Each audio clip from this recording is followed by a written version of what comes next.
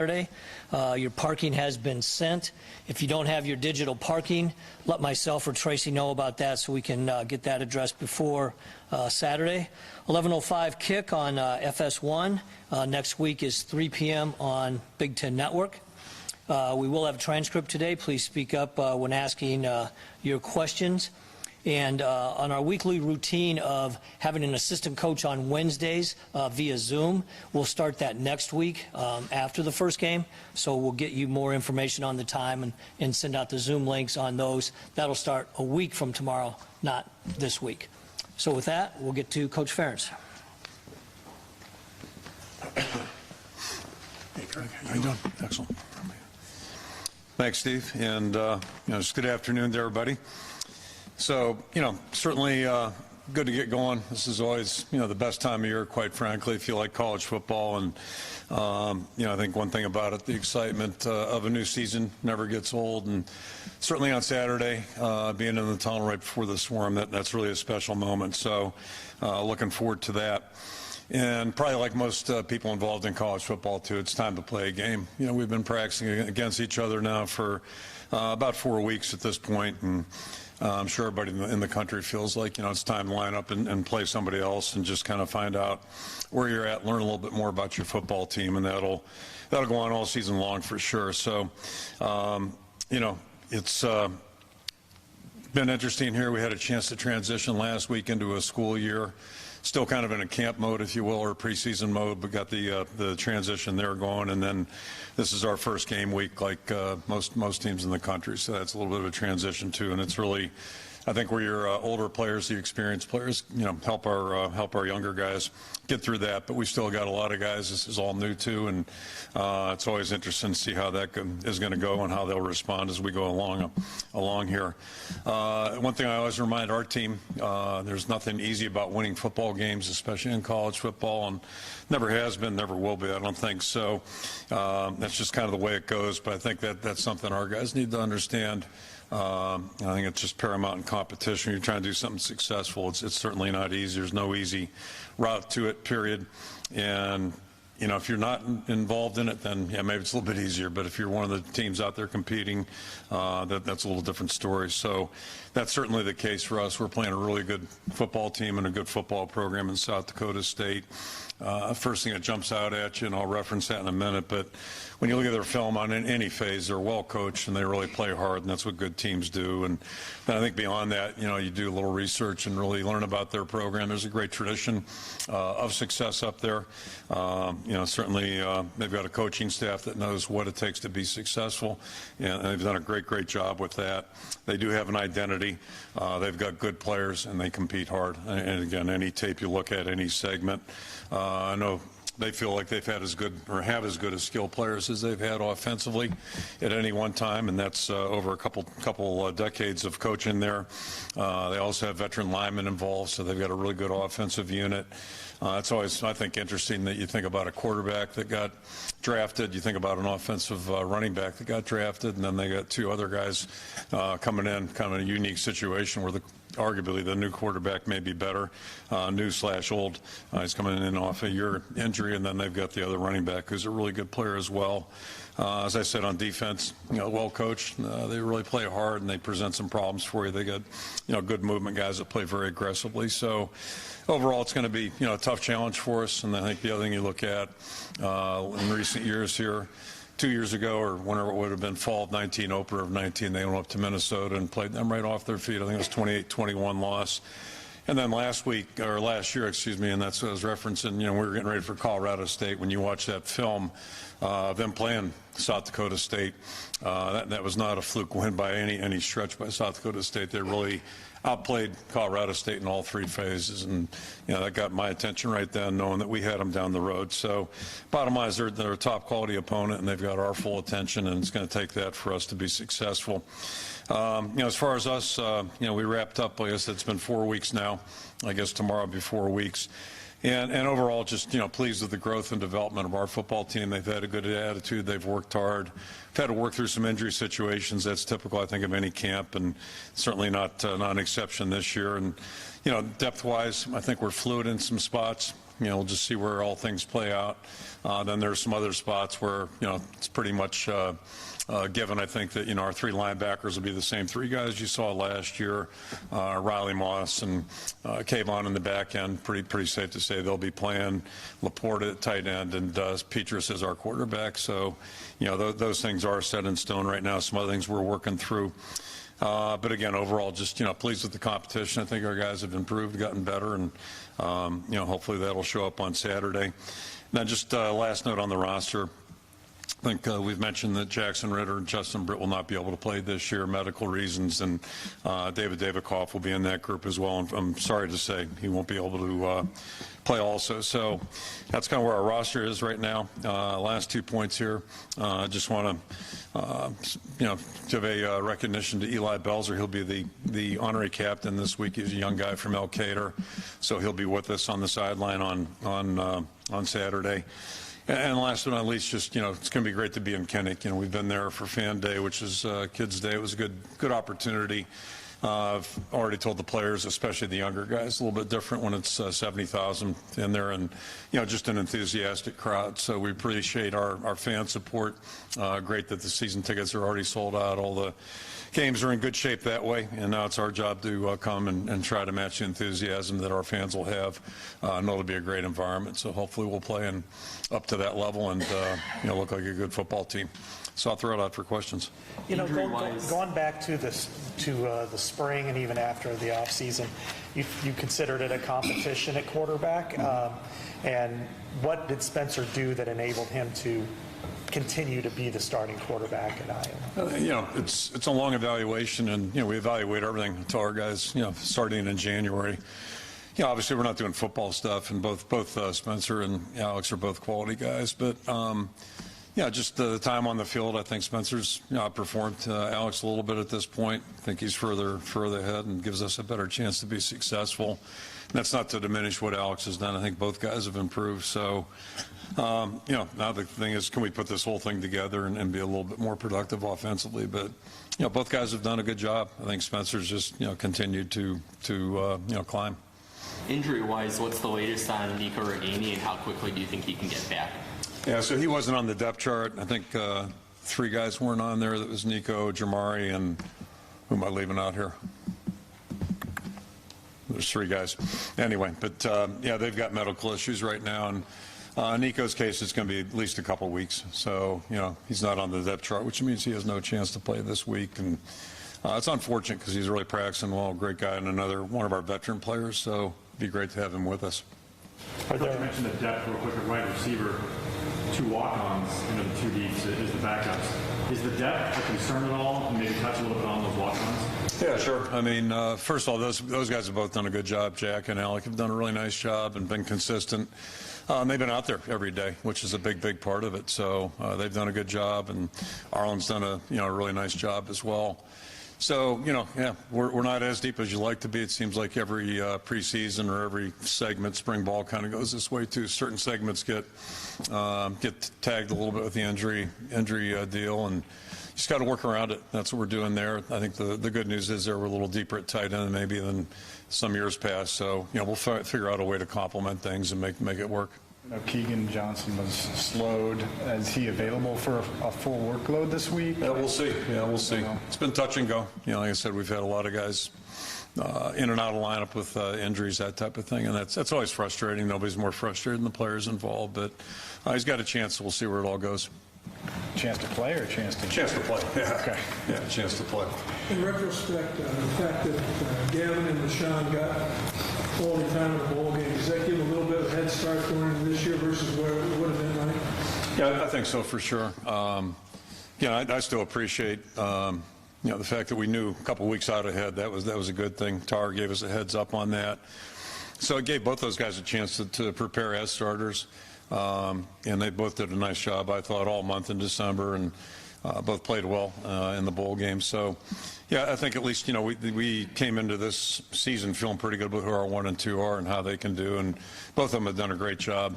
And then the key thing is moving forward with the younger guys, and it's been a really good, valuable 4 weeks for both the incoming freshmen. They've done a nice job. Is there a distinctive difference between the 2 Williams? They're not the same. Obviously, they have the same last name, but little different styles, I guess. But they're both, I think, complement each other well. I think they're both very, very capable. Gavin was probably a little bit more polished, if you would, or refined when he got here, and he just continues to do a really good job. He's steady in everything he does, and just really, really mature approach. LeSean, I think, is the guy who's kind of he really surprised us. I think it was a year ago, spring, when I mentioned he just kind of caught my eye, and I think he's done nothing but improve since that time. And I think both of them are very, very capable, playing really well. So it's good to know you have two guys that you have confidence in. Now the next challenge is who's going to be the next man in. Is there a resolution at kicker at this point, or are you still letting that play out? The same thing. Yeah, we'll let that play out, and it may play out for a week or two or a couple of weeks. You never know. But unlike this spring, I think we're doing better. Certainly in the fall, more encouraged, and it's gone back and forth a little bit. And I don't think it's a bad thing, quite frankly. But both guys have really improved a lot since last April, and they both have worked hard, have a good attitude, and I think they're both very capable. First one out there Saturday. I don't know. Yeah, I'll tell you on Saturday. I don't know right now. Yeah. Do you anticipate using both of them though Saturday? Not necessarily as field goal kickers, but one may kick off, one may kick field goals, and then we'll see where it all goes. But right now, there's no clear plan. We're waiting to see how the week plays out and how they do. Do you feel like your team's flying under the radar this year? Not really, because I'm not sure what that radar says. I think in conversation with Steve yesterday, he made reference that some people have us picked to go to Detroit and other people have us picked to go Miami for bowl games. And so I guess that's a pretty wide range. And that's probably pretty accurate of about 95% of the teams in college football right now, because none of us really know where we're at. And then the other part none of us know is what's going to happen over the next 4 months, and just how injuries factor in, how crazy things that happen in the season factor in, and then how, probably more importantly, how our team's going to respond to those things that you can't really map out or know that are coming. So that's a big, big part of it. And, I think we have good leadership. That's an encouraging thing. But, there's going to be a lot of bumps and, different steps to handle along the way. So right now, the idea is just to, play well Saturday and see if we can get our first win. But that's not going to be easy. Given what you just said about injuries and bumps, and you don't know how those things will play out, you never do, but do you know coming into a season if you've got a good team or not? Yes or no. You have a good feel about a team.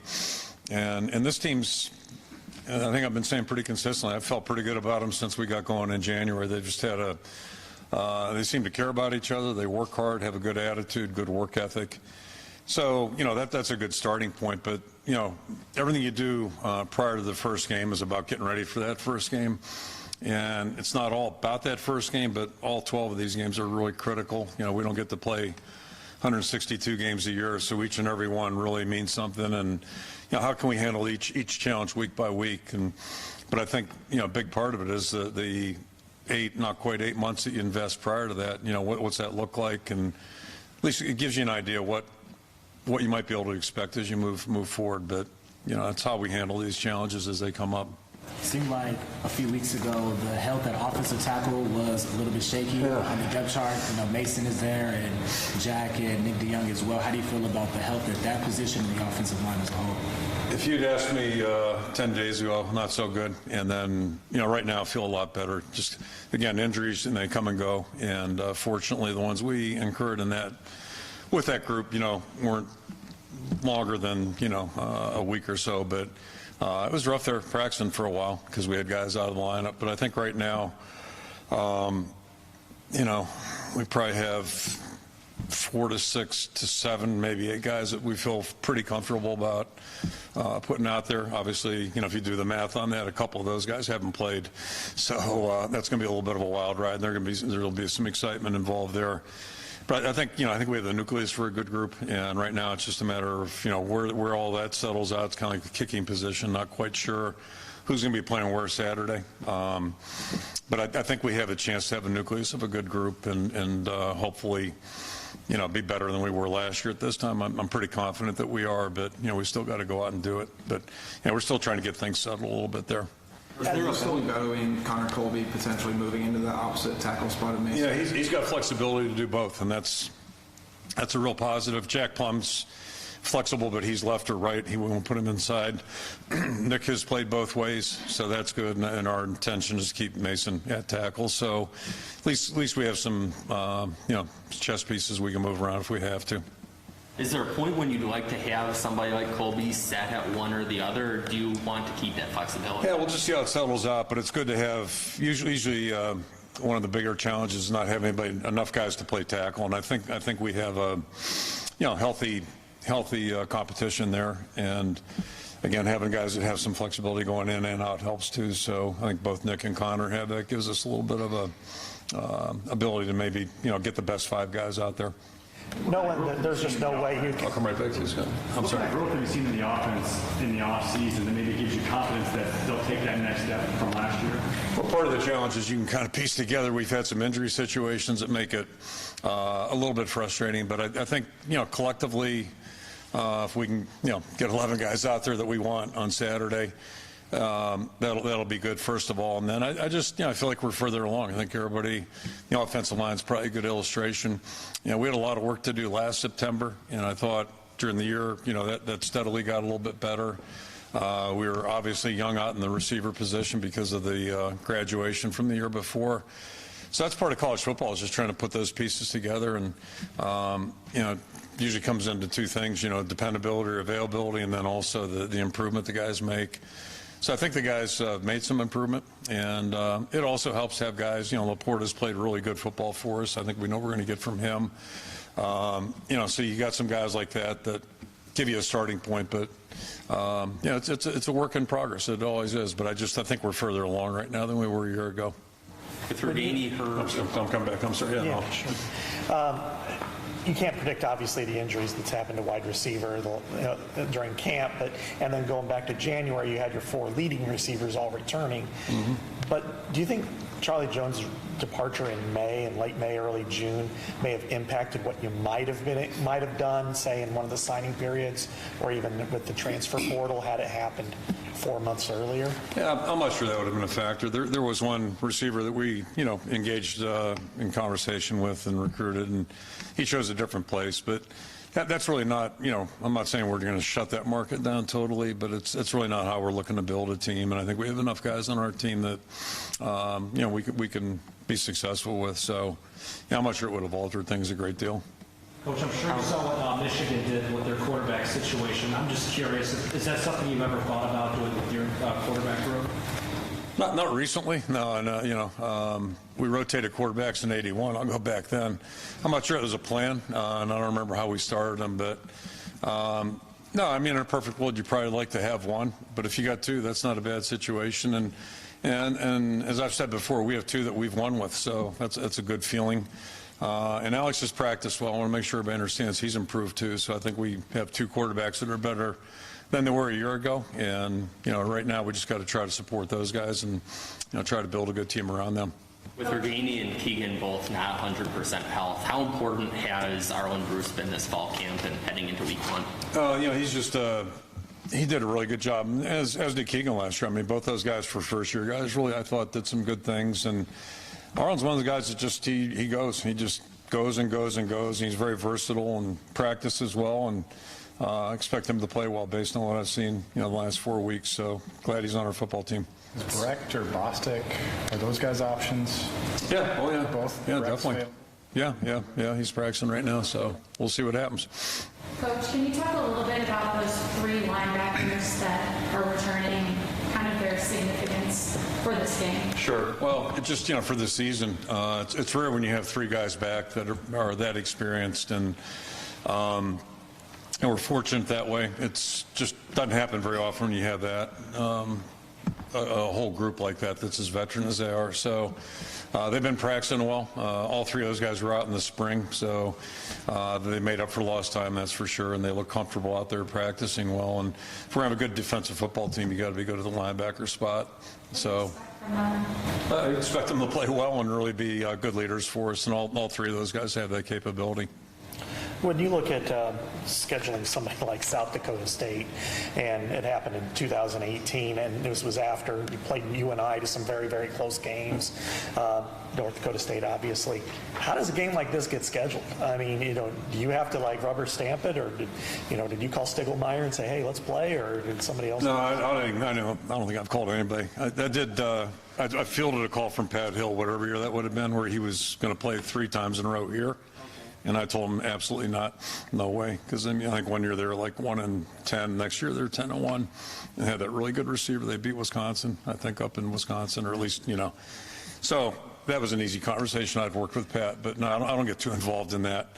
That whole conference they just play really good football. Like when you watch those teams on film, and it's not a new news flash. I mean, I think people here are certainly familiar through UNI, but that's really a good conference, and UNI's been good for as long as I can remember, but that whole league is just elevated. It's really impressive, and they've got good facilities. They've done a really nice job recruiting, and these guys have a lot of really good football players, like really good. So I've just mentioned 2 guys are in the NFL right now, and maybe the next 2 guys behind them are better. You could argue that, so it's kind of a scary thought. What does it mean for you to face someone like John Stiglmeyer with all the experience at South Dakota State?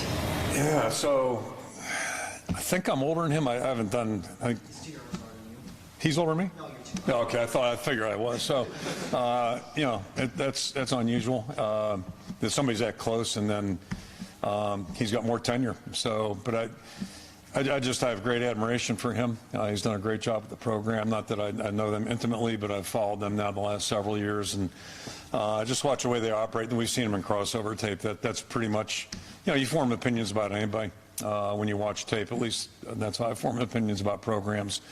And every tape I've seen going back a couple of years with them is really, whenever the tight end that got drafted, I don't know if he's in Philly or whatever, you know what I'm talking about, but like I remember them playing against somebody there, and like they're a good football team and a good football program. And the thing I'm impressed with, they lost 4 coaches this past offseason. But if you look at the guys they've hired, there's a lot of common DNA in there. And so they're very confident about who they are, what they are, and how they do things. And, that to me is impressive. Like, they know who they are, and it's worked really well for them. So, yeah, and he's a first-class coach, first-class gentleman. Kirk, as a quarterback, is it difficult to adjust when the other 10 guys around the quarterback are constantly switching or they're injured throughout camp? And how do you think Spencer has adjusted to that? Well, I think he's been fine. The difficulty is when guys can't do what they're supposed to do. That's where the difficulty comes in. So even if you're rotating players, in some positions you don't mind doing that. Other positions you don't want to do a lot. But it really gets down to, just developing a trust level with everybody and knowing, everybody knowing where each other are going to go and what our responsibilities are. That's kind of the challenge ahead. So, that's where experience really comes into play and is helpful and beneficial. But, hopefully that won't be a big problem for us. You moved Logan Jones across the way, and he started throughout the spring and throughout fall camp. How has he adjusted? Nobody's Tyler Linderbaum, but can he perform those tasks to a comparable ability? Yeah, that's 2 good points there. Nobody's Tyler Linderbaum, and Tyler was a new guy too a couple of years ago, and he played really well in 19. So, I caught myself actually coincidentally yesterday thinking about that. Like when I look at our guys, and he's been practicing well, so you start thinking, okay, well, he's got it. And then I started thinking to myself also, like, he hasn't played a game yet as an offensive player here. He did in high school, but so he's practicing well, doing a good job. Things have been fairly smooth, but he still hasn't played out in Kinnick as a starter. So he's going to have some anxiety too, I'm sure. It really hasn't been a key player on our football team where he is now. He's in a role where it's going to be key. He has some physical gifts and obviously some weight room prowess that helps him. Has that been able to help him kind of either mask some of the fundamentals he hasn't quite caught up with yet, and because of his physical ability? Yeah, he'll figure that out, and he's been figuring it out. Really, probably the biggest difference. Tyler moved over in December, and we didn't do it with Logan until March. But he's really done a good job, switching over. I don't say it was natural, but he picked things up really quickly.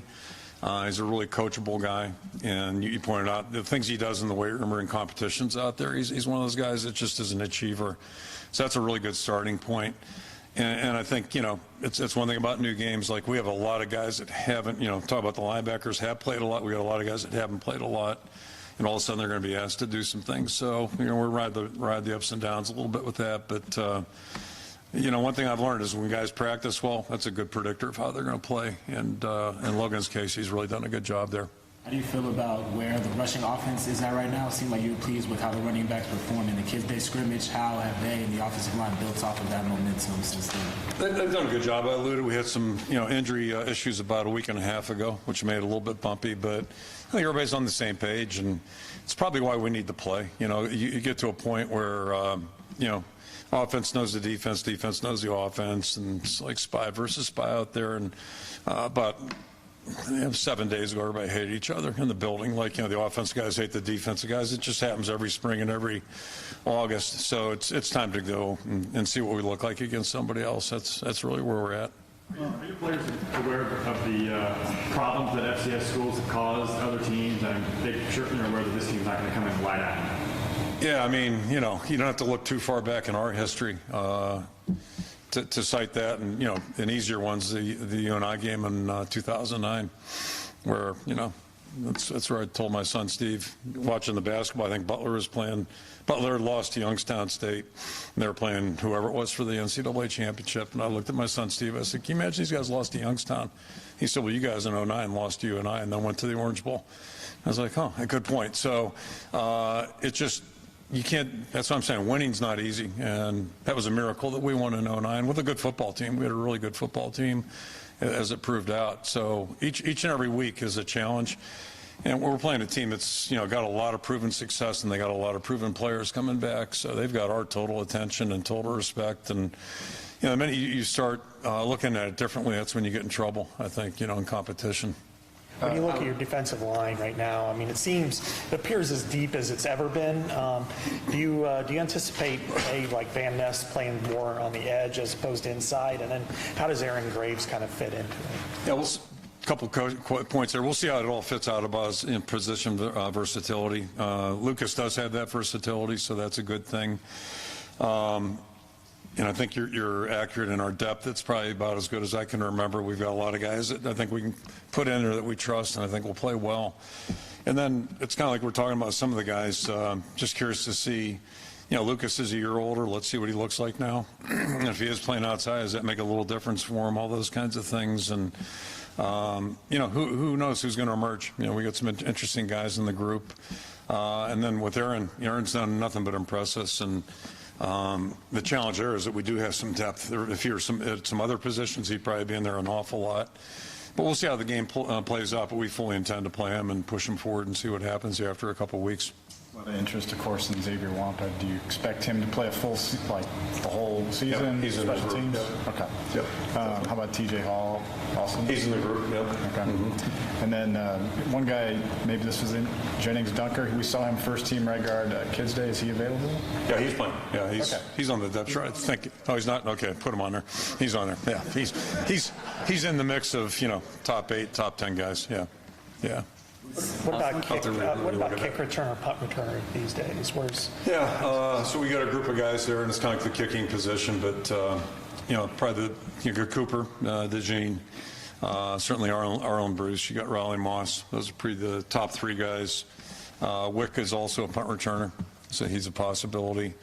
And then the only guy I'd probably add to the kickoff would be maybe Gavin and LeSean. Those 2 guys might be in the mix a little bit there too.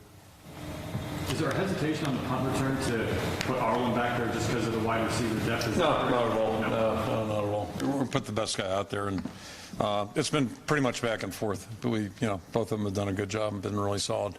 You have a linebacker as prolific as Jack, and Justin's also gotten a lot of attention as well. It can be easy for someone like a Seth Benson, who's been a multi-year starter, to get overshadowed. What role does he play in this defense, and how critical is he to the overall success? He probably got used to that during the recruiting process because he was really kind of an afterthought. I think he was the last weekend visit. And we didn't know we were going to offer him a scholarship till we really got to know him. He came here with his family, and you meet the whole family and just meet him. What he is as a person matched his tape.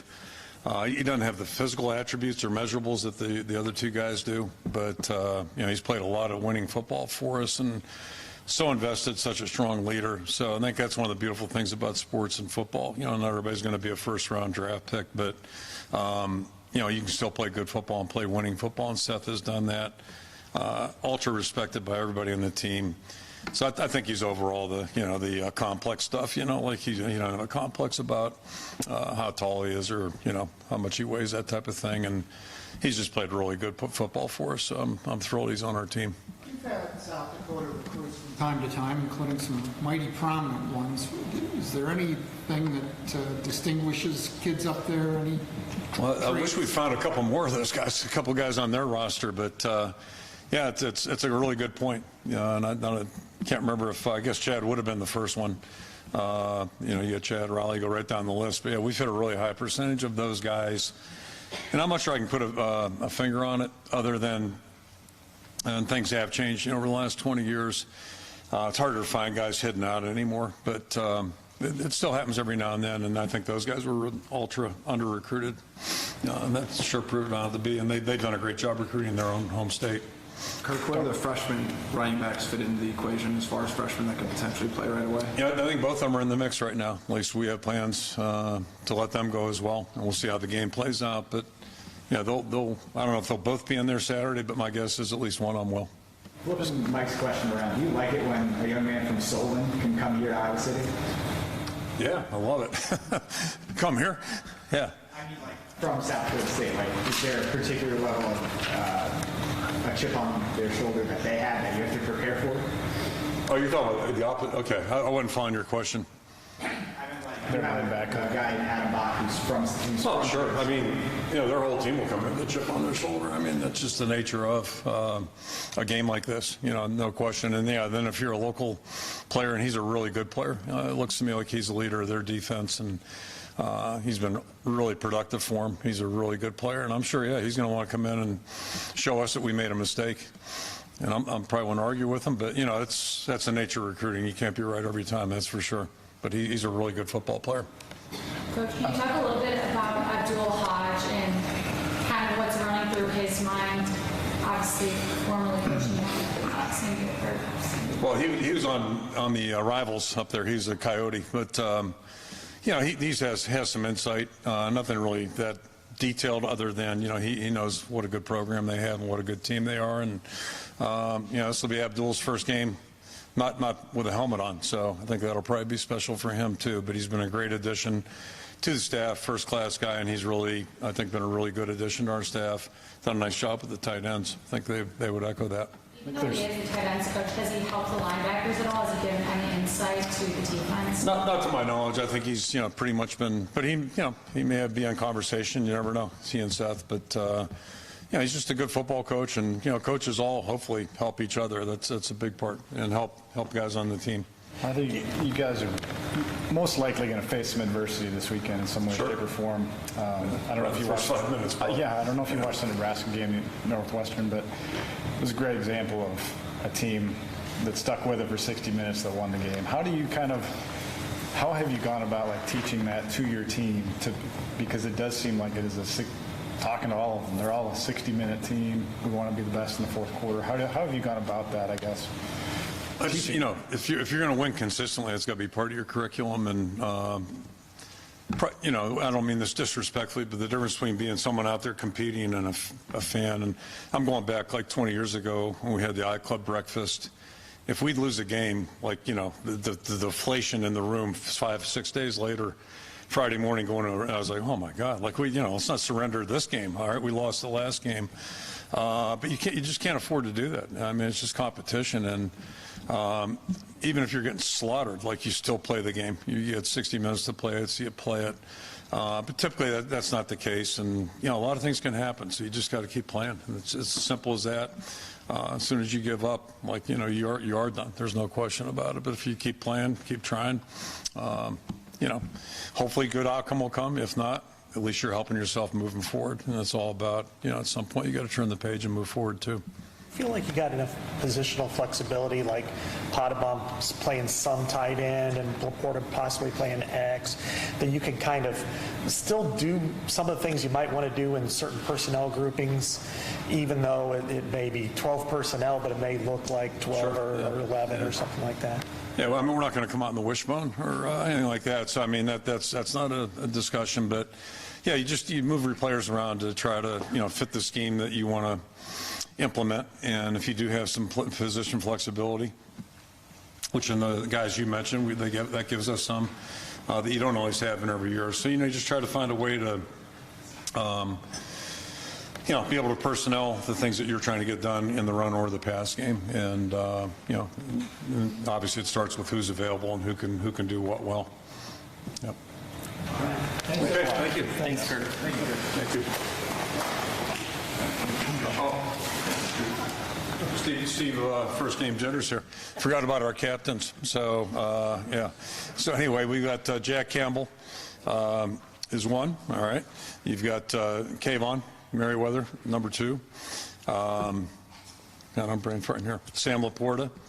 And then who am I leaving out?